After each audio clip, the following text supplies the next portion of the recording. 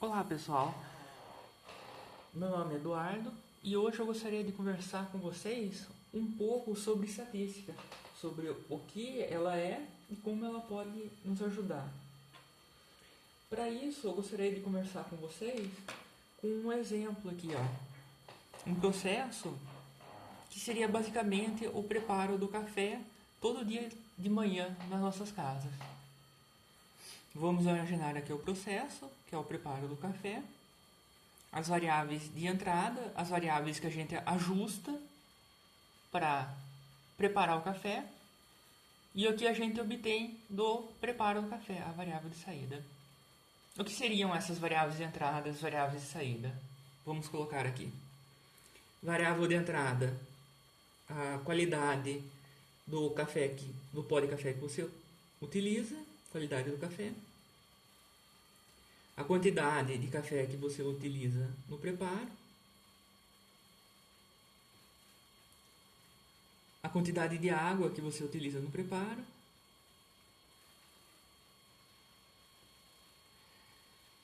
A temperatura da água. A quantidade de açúcar que vocês utilizam no preparo do café, entre outros processos aí, entre outras variáveis que você ajusta no preparo do seu café. E no fim, você obtém como saída a qualidade do seu café. Se o seu café é bom, ruim, médio. Qualidade.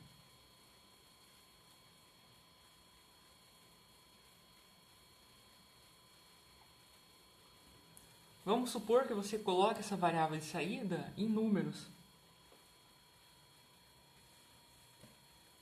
E você coloque uma nota na qualidade do café. Uma nota que varie de 0 a 10, vamos supor. E no começo dos experimentos, você prepara lá o seu café e dá uma nota nele de 8, vamos supor. Coloca lá a sua nota aqui do seu cafezinho. No dia seguinte, você prepara o café do mesmo jeito. Com o mesmo pó, com a mesma quantidade de café, com a mesma quantidade de água. Prepara tudo do mesmo jeitinho, igualzinho o café. Mas a hora que você vai experimentar, você repara que a qualidade do café não foi igualzinho no dia anterior. Foi, na verdade, um pouquinho melhor.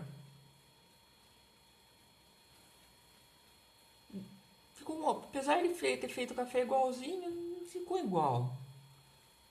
A qualidade do café não ficou a mesma coisa. E no terceiro dia, vamos supor que você obteve um café um pouquinho mais ruim em relação aos outros 2 dias. E assim você foi fazendo vários cafezinhos e foi dando nota para eles. Às vezes o café ficava melhor, às vezes ficava mais ruinzinho.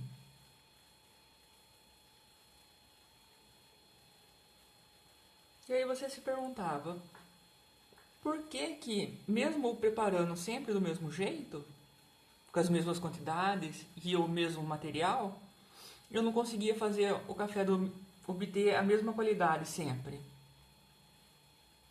E aí você obtém a resposta aqui, Nos processos da nossa vida, no dia a dia, além das variáveis que a gente controla, as variáveis de entrada, normalmente se tem as variáveis que são chamadas de difícil controle. Essas variáveis de difícil controle, elas existem em todos os processos, desde a pesquisa, na indústria e no nosso dia a dia. Elas influenciam os processos e muitas vezes a gente ou desconhece que elas existem ou a gente não consegue controlar elas da mesma forma que a gente consegue controlar essas daqui. O que poderia ser essas variáveis de difícil controle? Algo no sentido, por exemplo, todo dia eu peguei a mesma quantidade de café, exatamente, grão a grão, para preparar o cafezinho, a mesma quantidade de açúcar, exatamente, a mesma quantidade de água, a temperatura da água foi sempre a mesma no preparo. Essas pequenas variações no ajuste aqui geram pequenas variações na qualidade do café. pequenas variações na resposta do processo. Isso não significa que o meu processo vai, de uma hora para outra, gerar um café horroroso, nota 0. Ou, sem querer, gerar um café de barista. Mas ele vai gerar uma certa variabilidade. E essa variabilidade é oriunda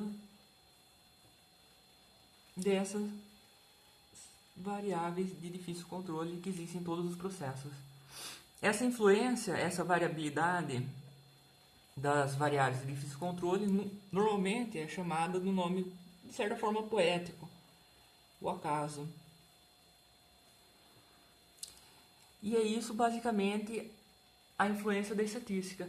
Ela estuda a influência do acaso, dessa variabilidade da resposta dos processos, oriunda das variáveis de difícil controle. Vamos citar alguns outros exemplos. Na indústria, por exemplo, vamos ilustrar o exemplo de empacotamento.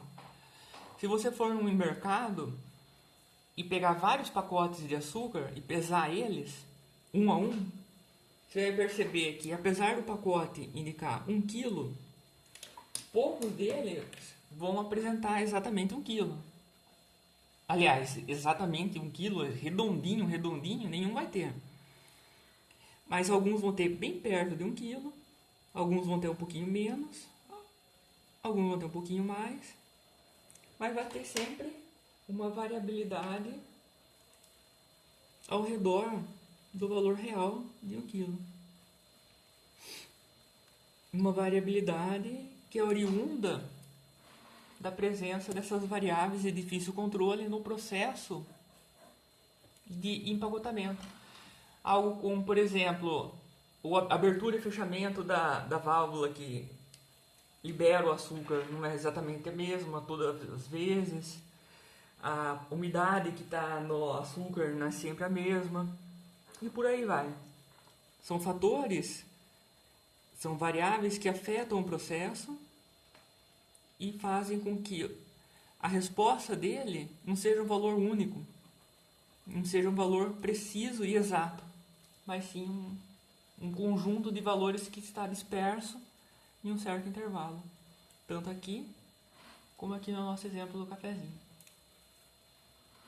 Mesmo aqui em práticas de laboratório, a gente vê que a gente nunca vai ter uma precisão, uma exatidão perfeitas.